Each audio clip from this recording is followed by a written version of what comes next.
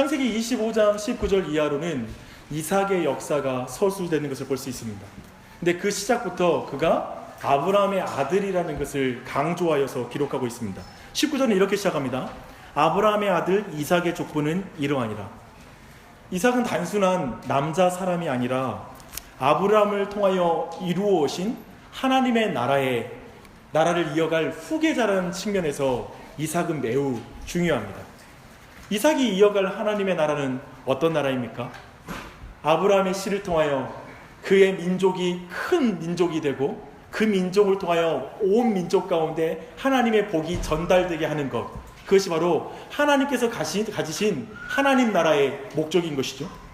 동시에 이것을 좀 다른 식으로 표현하면 하나님을 떠나서 온 세상에 흩어져서 자신의 죄 때문에 고통을 당하다가 또 죽어서도 지옥 가운데 떨어져 고통당할 수밖에 없는 인생들을 구원하기 위하여 하나님께서 이 하나님의 나라를 아브라함을 통하여 세우시고 그 구원의 계획을 시작한 것이다 라고 우리가 이해할 수가 있을 것입니다. 그렇게 성경은 아브라함의 후계자에 대해서 굉장히 민감합니다. 그래서 아브라함의 아들 이삭을 강조해서 기록하고 있습니다. 근데 성경은 바로 이어서 이삭 다음 세대의 또 후계자가 될 야곱을 또한 바로 기록하고 있습니다. 19절로 26절까지. 그래서 이 짧은 말씀을 통해서 아브라함과 맺은 언약이 이삭에게 이어지고, 그리고 이삭에 이어진 그 아브라함의 언약이 이제 야곱에게 이어진다라는 걸 짧게 요약하고 있다라고 이해하시면 됩니다. 그리고 명확하게 이 세 사람이 믿음의 조상이라는 걸 우리에게 알려주고 있습니다. 아마 성경을 읽는 사람들은 창세기만이 아니라 그 성경 전체에 퍼져 있는 아브라함의 하나님, 이삭의 하나님, 야곱의 하나님이라고 하나님이 자신을 소개하는 장면들을 잘 알고 있을 것입니다. 근데 이런 표현들을 대하면 우리는 대한민국에서 태어났잖아요. 그리고 굉장히 극동에 위치한 나라에서 태어났는데 우리에게 솔직한 마음, 이런 마음이 있어요. 성경의 하나님은 철저히 이스라엘 민족의 민족신 아닙니까? 아니, 내가 왜 이스라엘 역사를 알아야 되고 그 아브라함의 하나님을 알아야 됩니까? 나는 단군의 하나님, 환웅을 알아야 되는 거 아닙니까? 어쩌면 그렇게 말할지 모릅니다. 그러나 성경은 전혀 아브라함과 이삭과 야곱에게 초점을 맞추고 있는 게 아닙니다. 즉 뭐냐면 하나님을 그 세 사람에게 좁혀서 설명하는 게 아닙니다. 그저 성경이 아브라함의 하나님, 이삭의 하나님, 야곱의 하나님을 강조하는 건 뭐냐면 하나님이 자신이 누군지를 이 세 사람의 인생에 새겨 넣었다라는 걸 말하는 것입니다. 그래서 하나님은 누구세요? 라고 물어보면 아브라함을 봐라. 나는 이 책이 아니라 그 사람에게 나를 기록해 놨단다 라고 이렇게 설명하는 것입니다. 그래서 하나님은 마치 이렇게 말하는 거죠. 온 세상에 흩어진 나의 자녀들아, 하나님이 아브라함과 이삭과 야곱을 어떻게 부르는지 보면 너를 부르는 내가 보일 것이다. 그들이 얼마나 비열하고 이기적인 인간들인지 보면 내가 얼마나 너를 위해 희생하고 인내하는지가 보일 것이다. 그들이 처음 부를 때 모습과 마지막의 모습을 비교해서 보면 내가 너 가운데, 내가 서서히 긴 시간 가운데 너를 나의 사람으로 빚어가고 있다는 걸 믿게 될 것이다. 기대할 수 없는 너를 선택한 나를 만나게 될 것이다. 기대할 수 없는 그들에게 내가 기대할 수 없는 선물을 준 것을 너가 보면 내가 너를 위해서 준비한 선물이 얼마나 큰지, 그리고 내가 이미 너에게 얼마나 큰 선물을 줬는지를 깨닫게 될 것이다. 이렇게 말씀하는 것입니다. 그래서 오늘 우리가 설교 가운데 나누는 주제는 이 주제입니다. 기대할 수 없는 자를 선택하신 은혜, 기대할 수 없는 선물을 주신 하나님, 그게 오늘 말씀의 주제입니다. 그래서 아브라함의 하나님, 이삭의 하나님, 야곱의 하나님 할 때 이 한 민족에게 좁혀진 하나님이라고 생각할 필요가 없습니다. 도리어 우리는 아브라함의 하나님, 이삭의 하나님, 야곱의 하나님을 볼 때 모든 인생 너무나 다양하고, 그리고 너무나 많은 실패를 경험하고 있고, 또 너무나 다양한 면이 보이는 인생들을 다 껴안으신 하나님을 이해하게 될 것이고, 도리어 모든 민족에게 복을 흘리시는 하나님이라는 것을 여러분이 발견하게 될 것입니다. 기대할 수 없는 자에게 약속을 주신 하나님, 기대할 수 없는 자에게 기대할 수 없는 선물을 주시는 하나님, 그게 은혜이지요. 그게 오늘 말씀 가운데 나눌 하나님입니다. 이제 하나하나 살펴보죠. 우리가 알다시피 이삭은 아름다운 리브가를 40세에 만나서 결혼합니다. 근데 20년이 지나도록 아이가 태어나지 않는 문제가 생깁니다. 이삭은 아브라함과 야곱과 달리 사실 오직 한 사람, 이 리브가만 살고 죽습니다. 우리는 이런 사람을 사랑꾼이라고 부릅니다. 그렇기에 아마 이 부부에게 불임의 고통은 굉장히 큰 문제였던 것으로 보입니다. 저희 교회 성도들 대부분 이 불임의 문제를 이해하지 못할 것입니다. 기본이 3명이기 때문에 그냥 눈만 마주쳤는데 아이가 생겼다라고 고백하고 간증하는 분이 너무 많기 때문에. 근데 굉장히 이것은 고통스러운 문제라서 다시 한번 제가 언급해 드립니다. 불임은 굉장히 고통스러운 문제입니다. 생각해보면 이 문제는 아버지인 아브라함과 사라 안에 있었던 문제입니다. 그게 다시 한번 반복돼서 지금 그 이삭 때에도 이 불임의 문제가 그들에게 있었던 것입니다. 그러나 말씀을 보니까 그 아버지 때 했던 실수를 반복하지는 않습니다. 뭐냐면 아버지는 하가를 통하여, 즉 종을 통하여서 대를 이으려고 시도하잖아요. 하지만 이들은 그렇지 않습니다. 21절을 보니까 이삭은 아내를 위하여 여호와께 간구했다라고 말하고 있습니다. 언제부터 기도했을까요? 여러분은 아기를 낳으려고 하는데 아기가 안 생긴다면 언제부터 기도할까요? 아마도 여러분이 계획한 시점에 안 태어나면 그때부터 기도할 것입니다. 저는 생각할 때 이 이삭은 처음부터 아이를 기대했을 것입니다. 왜냐하면 그 아이는 하나님의 나라를 이어갈 그런 계통이기 때문에, 후계자이기 때문에 매우 중요했거든요. 그렇다면 20년 가까이 그들이 이 아이를 놓고 기도했던 것으로 보입니다. 근데 한번 질문할 수 있죠. 어떻게 20년 가까이 기도하면서 포기하지 않고 끝까지 기도했을까라는 질문을 할 수가 있을 것입니다. 근데 저는 그 이유가 아마도 이와 동일한 상황에 있었던 아브라함이 그들 곁에 있었기 때문에 그렇다고 생각합니다. 아브라함이 175세에 죽었으니까요. 140세 때 이삭이 결혼을 했거든요. 그리고 20년이 지난 지금 아브라함 160세입니다. 이제 손주를 보고 나서도 15년을 더 삽니다. 3대가 같이 사는 것이죠. 그런 걸 볼 때 아브라함 곁에서 그에게 이렇게 말해줬을 것입니다. 아들아, 너의 고통을 내가 다 안다. 그러나 하나님은 너와 내 자손을 통하여 이 약속이 이어질 거라는 것, 하나님의 이 나라가 이루어질 거라는 걸 나에게 분명히 약속하셨다. 나는 이 하나님의 약속을 이루시는 분이란 걸 믿는다. 아들아, 넌 내가 죽음 가운데서 얻은 아들이 아니냐? 아니, 너는 죽음 가운데 부활한 것과 같은 아들이 아니냐? 하나님은 분명하게 말씀을 이루시는 분이란다. 그러니 염려하지 말고 말씀을 굳게 붙잡고 기도하지 않겠니? 함께 기도하자. 이렇게 말씀하셨을 것입니다. 말씀했을 것입니다. 기도하는 아기를 포기하지 않는 것, 기도를 포기하지 않고 이 아들을 위해서 간구하는 것은 그저 이 이삭이 아들을 간절히 원했기 때문에 그런 것이 아니라 하나님의 약속을 믿을 때 끈질긴 기도가 가능한 것입니다. 그렇다면 여러분, 한번 우리의 기도 생활을 잠시 돌아보십시다. 오늘 많은 기독교인이 기도를 포기하는 이유는 아마도 첫 번째는 제 생각에 그것이 하나님의 뜻인지 확신하지 못하니까 기도를 잘 포기하는 것 같습니다. 또한 두 번째 이유는 뭐냐면 가정 안에, 부부 사이에, 자녀들에게 하나님의 뜻이 이루어지는 것, 하나님의 말씀이 이루어지는 것을 부모들이 믿지 못하는 거죠. 거기에 대한 확신이 없어요. 왜냐하면 부부 사이는 많이 망가졌고, 그리고 정말 성경이 말하는 부부 사이로는 회복이 안 될 것 같고, 성경이 말하는 언약은 우리 아이에게는 이루어지지 않을 것 같은 그런 불신이 있기 때문에 끈질기게 기도를 못하는 것이죠. 그런 면에서 오늘 주제가 기도가 핵심이 아니라서, 물론 조금 이따 기도에 대해서 좀 더 살피겠지만 각자 좀 기도에 대해서 돌아보았으면 좋겠습니다. 이삭은 약속을 이루시는 하나님을 붙잡고 오랜 세월 기도했고, 결국에 이제 때가 되자 하나님께서 리브가에게 아이를 잉태하게 하십니다. 참 기쁘고 감사한 일입니다. 근데 이 장면에서 솔직하게 이런 질문을 한 적 있으십니까? 저는 이런 질문이 있었는데요. 이삭이 기도한 것을 응답해 준 것까지는 감사합니다. 하지만 그 아이를 주시는 것은 하나님의 약속이었잖아요. 근데 왜 굳이 20년이나 기도하게 하셔서 그 약속이 이루어지게 하냐 이 말입니다. 어차피 이루어질 뜻을 왜 기도를 통해서 이루는 것입니까? 좀 어차피 이룰 뜻이면 그냥 이루면 되잖아요. 빨리빨리. 이런 질문은 아마도 우리 안에 기도하지 않는 분들이 대부분 이런 질문을 합니다. 하지만 사실 많은 그리스도인들이 이런 질문을 가지고 있습니다.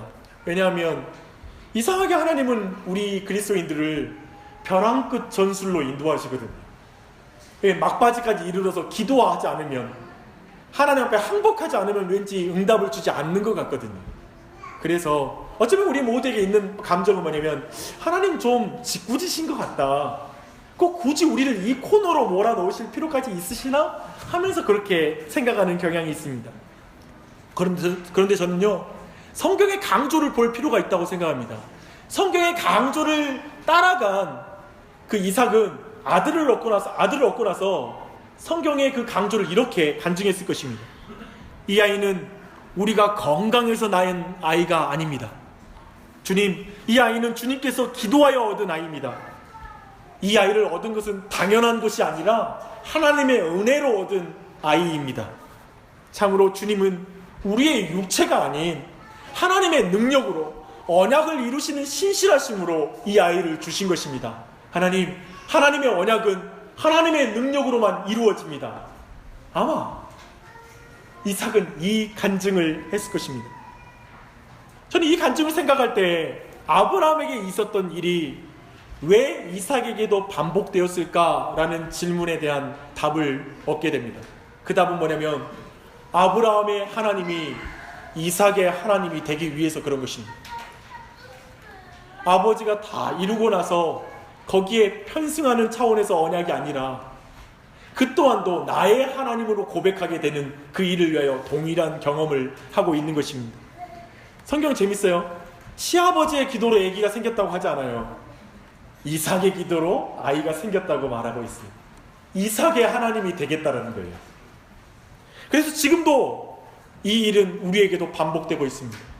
아브라함의 하나님, 이삭의 하나님, 야곱의 하나님이 저 먼 과거의 이스라엘의 하나님이 아니라, 저 먼 땅의 하나님이 아니라 나의 하나님이라고 고백되기 위해 하나님 끊임없이 우리를 코너로 몰아가시고 또 우리에게 동일한 인생의 문제를 경험하게 하시는 것입니다.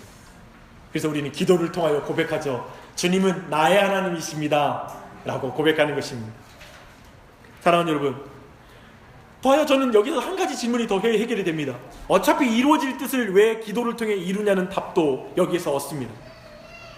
성경에서 말하는 하나님의 뜻은 어차피 이루어질 것이라는 식의 기계적인 뜻이 아니라 믿음의 사람의 인격적인 기도를 통하여 이루어지는 인격적인 뜻입니다.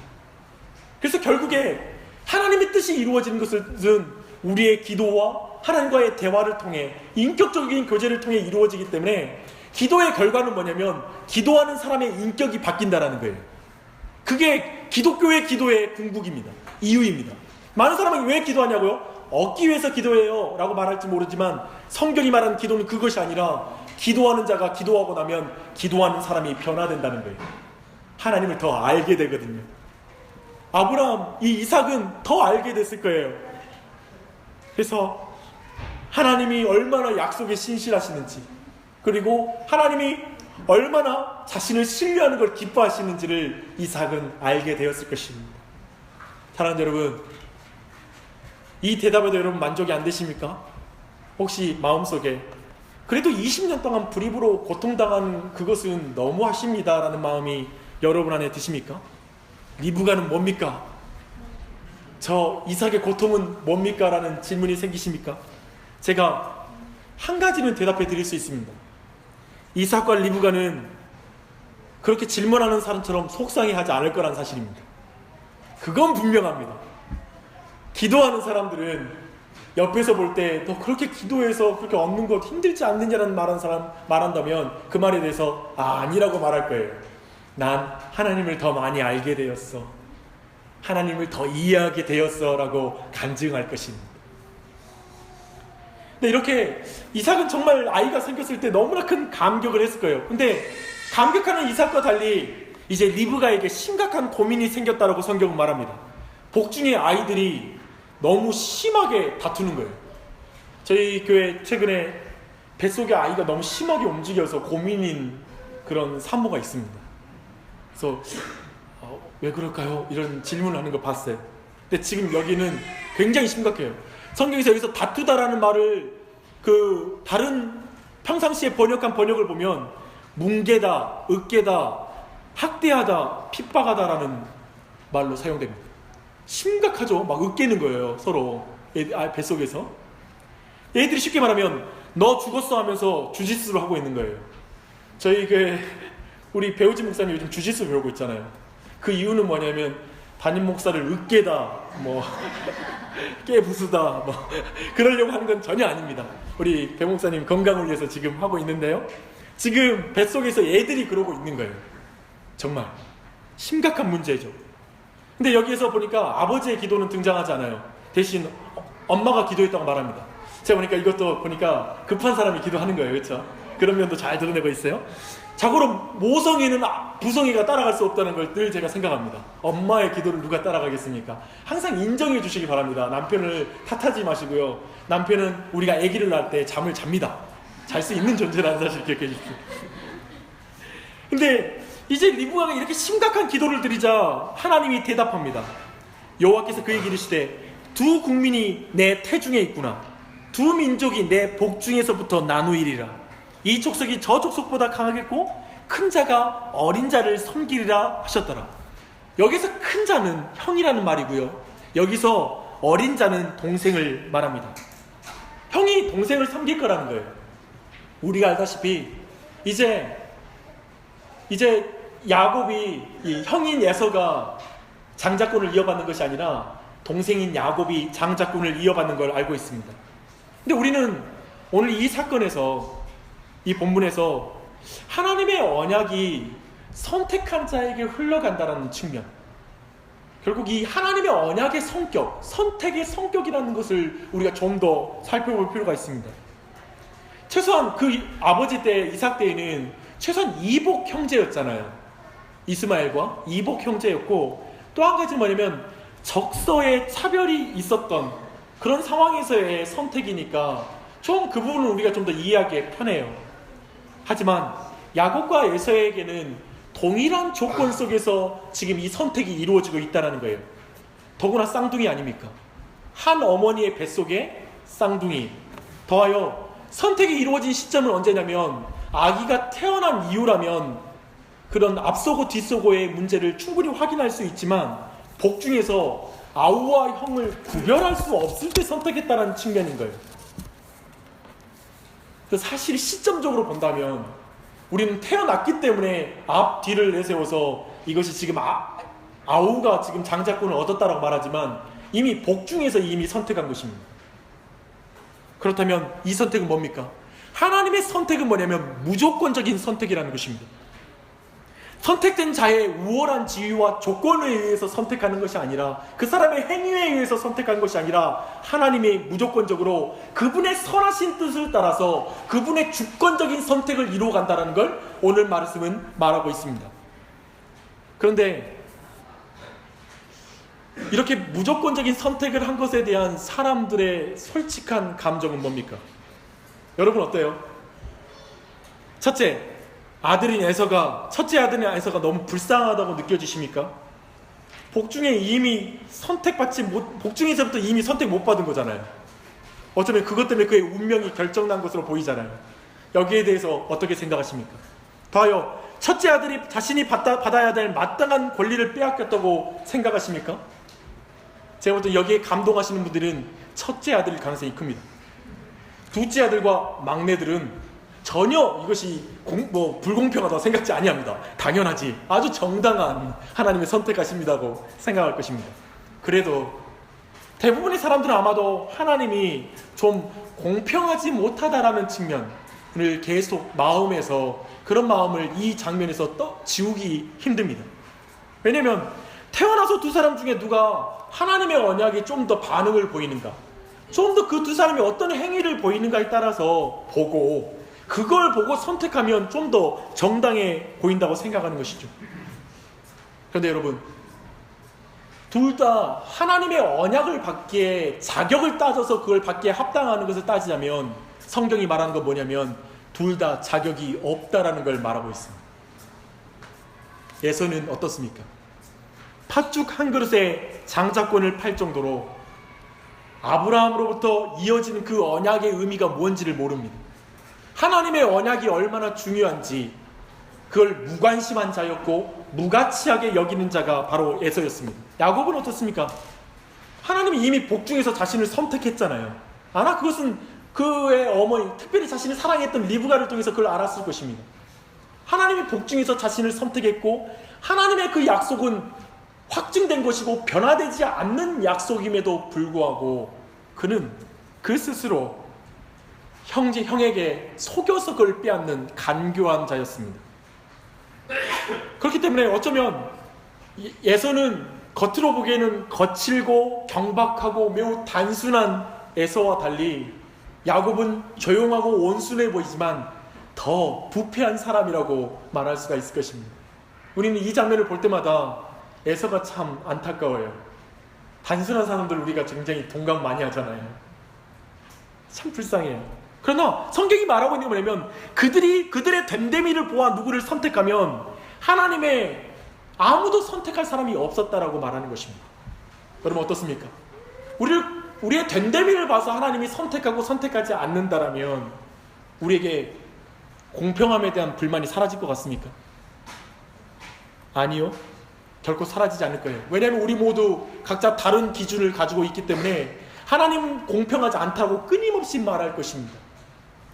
우리 안에 모두 기울어진 저울을 가지고 있기 때문에 하나님의 공의에 대해서 끊임없이 불공평하게 느끼는 것입니다. 그런 면에서 하나님이 전적으로 하나님께서 무조건적으로 선택하셨다는 말씀은 도리어 하나님의 선함 앞에 선한 결정이고 선한 선택이란 걸 믿어야 할 것입니다. 사랑하는 여러분, 하나님의 이 언약이 사실은 그 당시에 관습에 반한 거였죠. 장자에게 이어져야 될 것이 둘째 아들에게 이어졌으니까요. 자격이 없는 작은 아들에게 전달된 것은 사실 분명한 메시지를 우리에게 다시 들려주고 있는 것입니다. 야곱이 참 신앙을 가져서 이 약속을 정말 가당치 않는 자, 정말 받을 자격이 없는 자에게 주어진 약속이라고 생각한다면 그는 이렇게 반응했어야 됐을 거예요. 주님, 나는 육체적으로라면 하나님의 언약을 이어갈 자격이 없는 자입니다. 세상의 기준로는 형님이 이 언약을 이어가야 하는 것이 마땅한 것인데 제게 주심이 가당치 않습니다. 인간적으로 하나님의 언약을 기대할 수 없는 저를 선택하심은 어찌 됨입니까? 주님, 형님의 마음이 아프지 않게 해주시옵소서. 그에게도 복을 주옵소서. 주님, 제게 주신 복, 아브라함의 언약은 만민에게 복을 흘리는 복입니다. 주님, 내가 복을 받아서 형에게 흘리는 그런 사람이 되게 해주십시오 라고 기도하며 그가 서야 됐을 것입니다. 근데 그는 어떻게 합니까? 그는 하나님께서 이미 그에게 선택을 확정적으로 주셨음에도 불구하고 스스로 그 약속을 이루려고 합니다. 그래서 속이는 것이죠. 속여서 빼앗아서 그 약속을 이루려고 합니다. 그게 바로 야곱의 실패입니다. 야곱이 형과 에서 아버지를 속여서 장자를 빼앗음으로 말미암아 결국 그 가정이 깨어집니다. 하나님의 뜻을 하나님의 방법으로 이루지 않으면 가정이 깨어지는 것이죠. 그래서 이제 장자권을 빼앗긴 에서의 마음에 이런 마음이 듭니다. 아비를 장사할 날이 멀지 않으므로 내가 아버지가 죽고 나면 저 야곱을 죽여버리리라. 이런 마음이 그 마음에 든 것입니다. 형제 사이에 비참한 일인 것이죠. 그래서 야곱은 리브가의 오빠가 살고 있는 밧단 아람으로 도망치기 시작합니다. 거기는 지금 있는 브엘세바에서 800km 정도가 떨어진 곳입니다. 그래서 지금도 하란이라는 도시가 터키 동남부에 있습니다. 근데 그곳으로 이제 떠나려고 그는 밤새워서 정신없이 도망쳤을 것입니다. 왜냐하면 형이 쫓아올지도 모르니까요. 그렇게 달리다가 3일길, 어쩌면 더 빨리 달렸기에 이틀 정도 걸려서 아마 100km가 떨어진 장소인 이제 오늘 본문에 나오는 땅에 도착해서 잠이 듭니다. 사실 이 길은 과거에 그의 할아버지와 아버지가 걸은 길이었어요. 왜냐면 아브라함이 이삭을 바치기 위해 하나님의 말씀에 순종해서 아들을 죽이기 위해 그 길을 걸었어요. 거기가 모리아 땅이에요. 90km가 돼요. 거기서 북쪽으로 10km가 더 가면 바로 지금 오늘 밤 이제 야곱의 사닥다리를 보는 그 땅에 도착하는 거예요. 근데 전혀 달라요.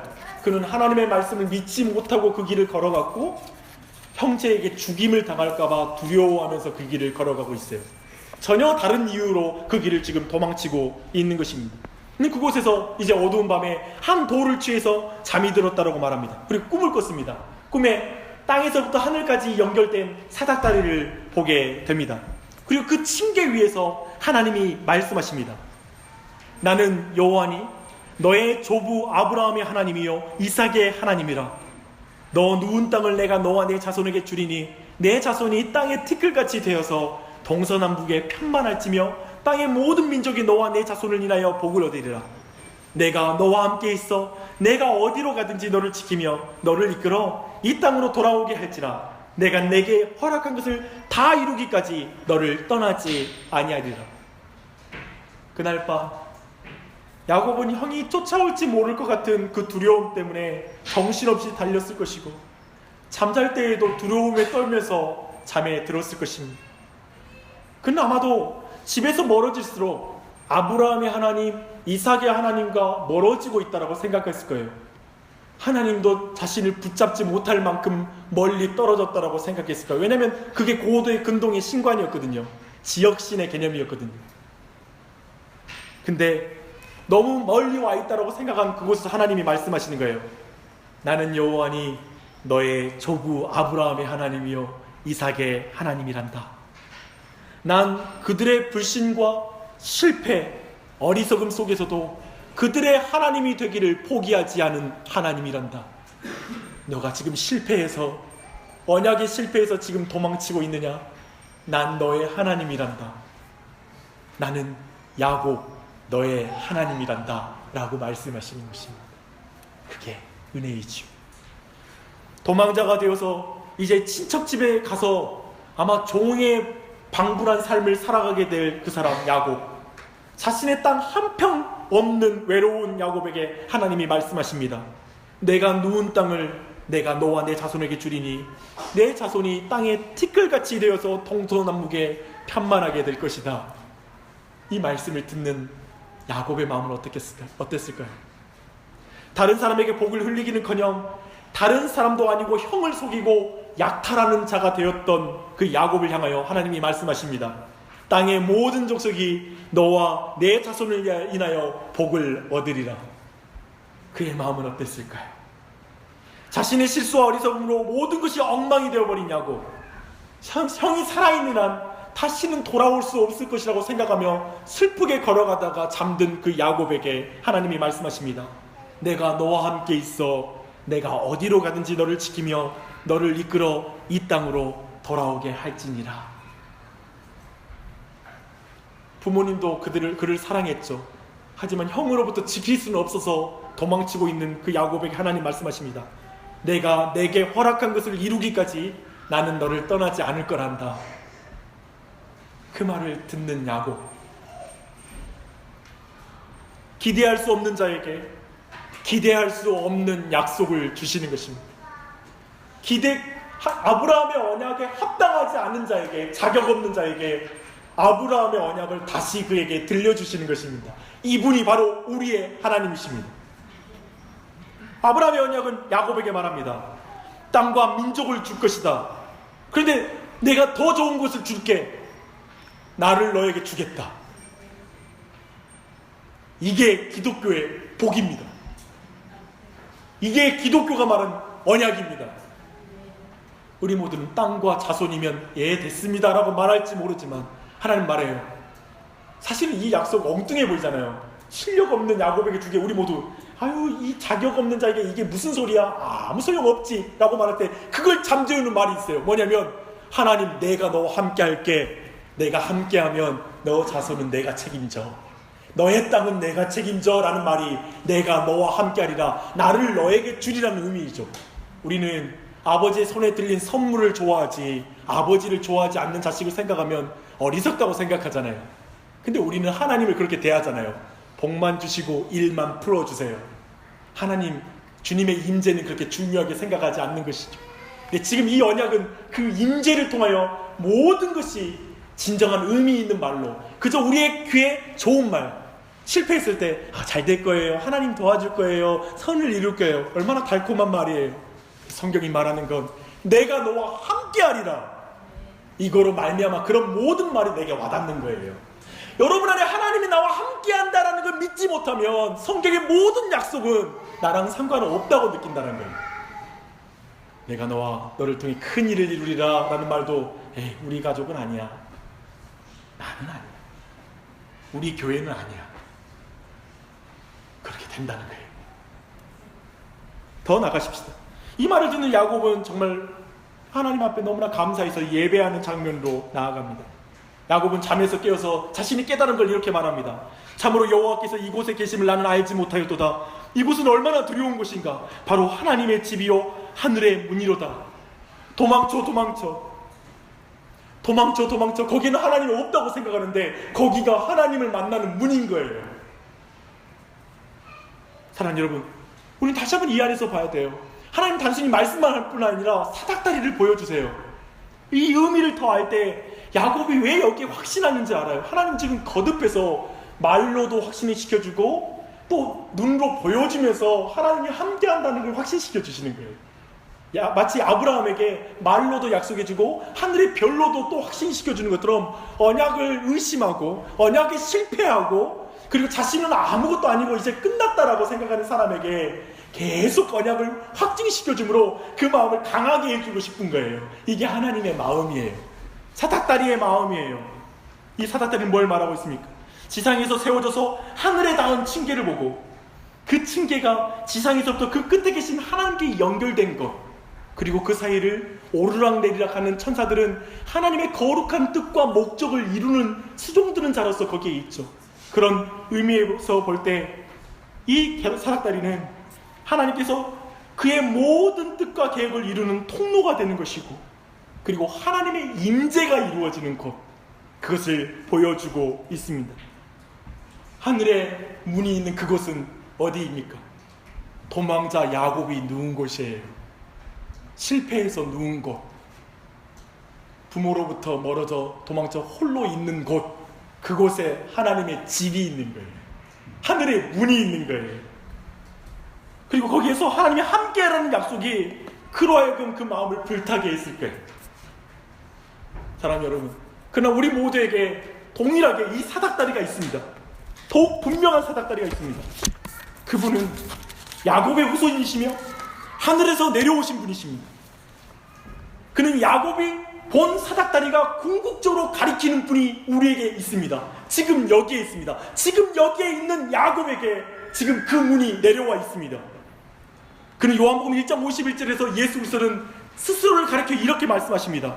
또 이르시되 진실로 진실로 너에게 이르노니 하늘이 열리고 하나님의 사자들이 인자 위에 오르락내리락 하는 것을 보리라 하시니라. 이 말은 야곱의 그 장면을 그대로 가져와서 예수님이 하시는 말씀이에요. 뭐냐면 죄인들에게 저 하나님이 이 예수 그리스도라는 사닥다리를 통하여 하나님과 사이에 하나님의 뜻과 거룩한 뜻이 이루어지게 교통하게 해주시고, 그리고 하나님의 임재가 이루어지도록 예수 그리스도가 친히 사닥다리가 되어서 그 자리에 서 계시다라고 우리에게 말씀하고 계시는 것입니다. 주 안에 사랑하는 여러분, 야곱은 스스로 하나님께 사다리를 만들어 올라가려는 마음으로 사는 자였습니다. 약속을 지키시는 하나님을 믿지 못하고 하나님이 내시는 구원의 방법을 믿지 못하고 자기 스스로가 약속을 이루겠다라고 말하면서 형제를 속이고 다른 사람을 고통스럽게 함으로 말미암아 아브라함의 언약의 가치를 폄하시키는 일을 했습니다. 그래서 결국 그는 다른 사람께 그것을 빼앗아서 부자가 되는 것처럼, 시장 원리에서 많은 사람 5,000명분을 가져서 부자가 되고 하나님의 복 받았다는 걸 증명하는 것처럼 그 또한 거기에 살아간 것입니다. 그런 그를 위해 하늘에서 땅으로 사다리가 내려왔습니다. 모든 사람을 하나님께 이끌어 하나님께로 나아가게 하실 사닥다리가 내려왔습니다. 기대할 수 없는 죄인에게 기대할 수 없는 하나님 자신을 주신 것입니다. 어떻게 죄인이 하나님 앞에 하나님 당신을 내게 주십시오라고 말할 수 있단 말입니까? 하나님을 떠났는데 하나님은 그 죄인을 위해 자신을 주셨습니다. 이 자리에 야곱의 자리에 있는 사람이 있습니까? 전 여러분에게 달콤한 말로 위로하고 싶지 않습니다. 도리어 저는 이 한 가지를 말합니다. 움켜쥐는 자, 놀 줄 모르는 자, 경쟁과 다툼 속에 있는 자, 그 속에서 홀로 터진 웅덩이와 같은 것을 스스로 팔며 거기에 행복이 있다고 추구하는 자, 그래서 점점 가족들로부터 멀어지고 있고 가족 자체가 깨지고 있고 자녀들도 나를 인정하지 못하는 것 같아서 소외당하는 자, 그래서 홀로 돌베개를 베고 잠든 그 자리, 거기에 있는 자, 그 자에게 예수 그리스도라는 사닥다리가 내려왔습니다. 이게 은혜이지. 스스로 사다리를 만들어 높은 신분에 오르고 행복에 이를 수 있는 게 아니라 스스로 사닥다리가 되셔서 우리에게 내려오신 예수 그리스도만이 여러분을 참된 행복과 진정한 언약의 부유함 가운데 인도할 것입니다. 당신을 위해 창조주신 예수 그리스도가 하늘의 영광을 버리고 이 땅에 내려왔습니다. 그의 십자가는 참으로 하나님께 나아가는 사닥다리가 되었습니다. 하나님이 당신에게 자신을 주셨습니다. 이 사실을 믿으십시오. 이 사실을 믿으면 왕같은 제사장이라는 그 말씀이 와닿는 것입니다.